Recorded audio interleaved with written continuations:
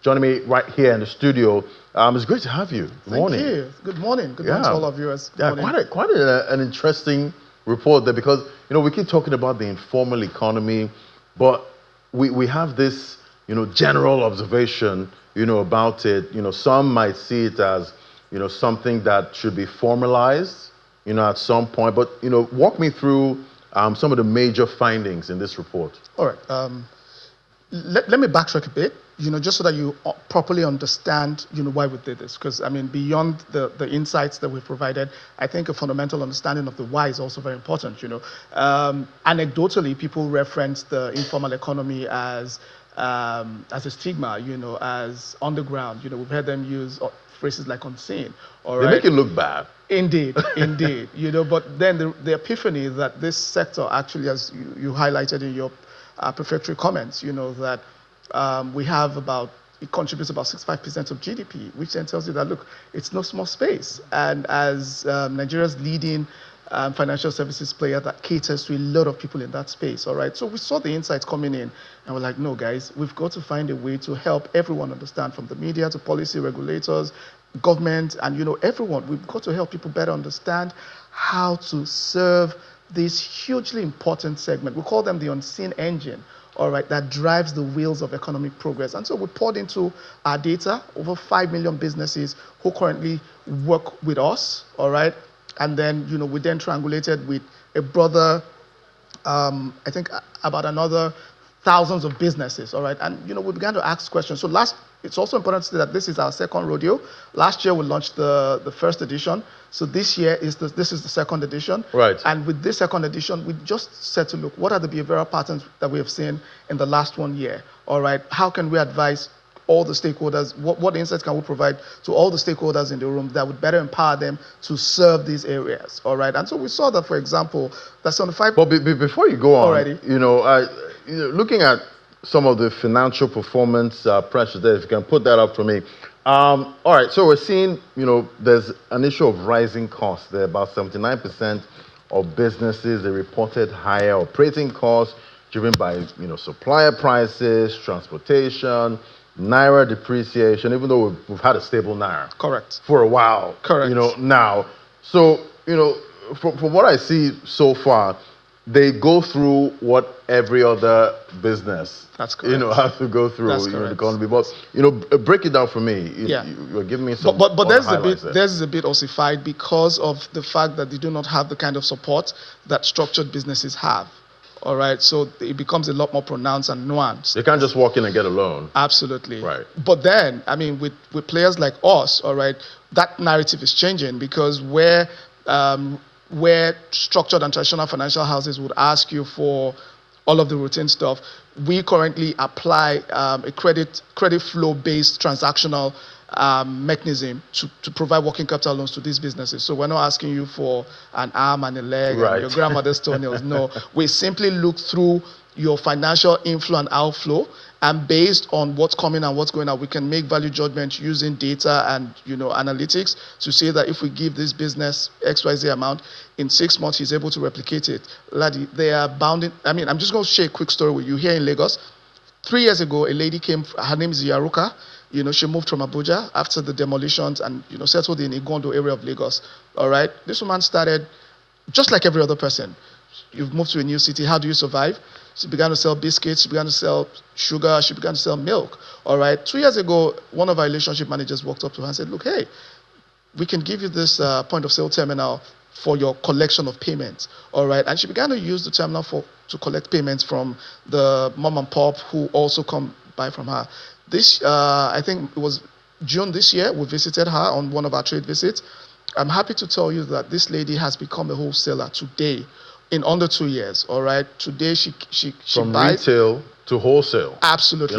In under 2 years. 2 years. In under 2 years, all right? She has 5x her daily return. So when she started, she was averaging about 70K per day as revenue. Today she does, on a very good day, she'll do conveniently about 700 to 1 million every day, conveniently. All right, that's the power of access. That's the power of providing, providing credit on the basis of the informality that surrounds you. all right? And so it's to be able, and part of why we're doing this is for government to be able to see, all right, that this thing works actually, So you had raised the question about, bringing these informal players into the formalized space, all right? That can happen, but it must happen with the nuance and the reality that we need to cater to them at the point of their need. So we need to meet them where they are. All right. For example, Ladi, why can't we have a tiered system, all right, that caters to the nuance of these businesses and register them on the basis of this informality?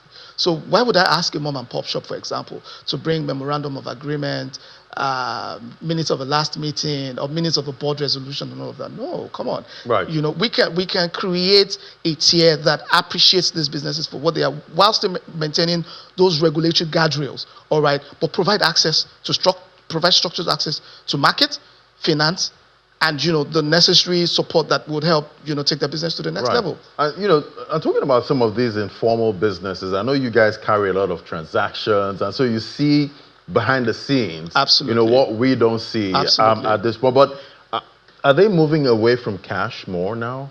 Cash transactions? Yeah, well, I think the good news on that front is that about 48% have begun to embrace digital, and this is across the country. We were in Borno a few months ago, the Northeast, where we went, studying what the food patterns there was like, and I'm happy to tell you that even as far-flung as Borno is, with all of the nuances around the crisis and all of that, today that region has embraced digital hugely. And the story is the same in Onitsha, all right, where in the Onitsha market, one of the largest markets across West Africa, I mean, people who used to come to Lagos with huge wads of cash tucked in under their dresses, today they no longer have any reasons to do that, because on their mobile phone they're able to send huge sums to the people who they're coming to buy goods from. All right, so we're increasingly seeing a lot of these informal businesses, all right, embracing digital. But I mean, cash is still very prevalent in terms of use. Yes, cash is king for now. But we hope that as we begin to create more structures, more incentives. I think that the point needs to be made about incentivizing stakeholders, all right, to provide the services, and incentivizing these mom and pops as well, to embrace digital. Right. Have you had any experience with some of this informal business where their transactions have surprised you, where you see volume of transaction that you don't expect from an informal business? Correct. Maybe pulling in about ₦1 billion. Have you seen such? All right. Again, it's some unusual amount of money. Well, it's to remember that a lot of these businesses transact on a daily. All right, and it is the aggregate volumes that they transact on a daily that then becomes whole. So yes, I mean, data has shown us that a lot of people who play in the informal sector, for example, 43% of them are in general trade. All right, meaning that they would carry out transactions on a daily, and that when you then cascade that to the weekly and monthly and yearly sums, it then becomes a very tidy sum. So they're mostly trading goods. Absolutely. Not more services. Well, about 34% are in services. Services. Yes. So not unusual. Well, I won't describe them. I won't describe them as unusual volumes. All right, but I mean, we have seen sheer ingenuity and resilience. I think that's the point that needs to be made. That we've seen sheer ingenuity and resilience in the informal economy. All right, day in, day out, where they brave the odds and they push these volumes to ensure that they're able to feed their family, they're able to provide for those around them, and they're able to contribute, to the larger economy, because all of this trickle down and ensure that, Nigeria's economic ambitions become realized. Right, and you wonder, once you have such a huge informal, sector or economy, it almost feels like because we have that hustle nature, at this point, that's why everyone's, starting off an informal business. Well, I think that the point there is, we have challenges with employment. All right, so 3 out of 4 in the informal space has come into that space because he wasn't able to, get some solid employment. All right, and paradoxically, the informal sector hires over 40%, of Nigeria's workforce today as we speak. All right, so people have come into that space because... So because you couldn't find a job. Absolutely. You get in there. Absolutely. Then you're now employing people. Absolutely. That's what we've seen. All right. So unemployment is a challenge that has pushed a lot of people into informality. All right. But we have seen due to the grind. All right. The resilient spirit. I mean, Ladi, even people who work, who got 9 to 5, chances are that 1 in every 2 has a side hustle that is generating extra income for them. Right. Quite interesting. I'd like to see that report at this point. But, what can we do with this data, at this point? That's looking at it from, the policy side of things and, generally looking at the Nigerian economy. What do we do with this data? All right.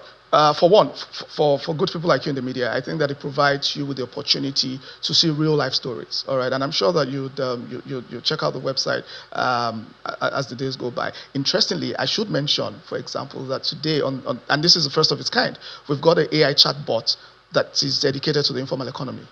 All right.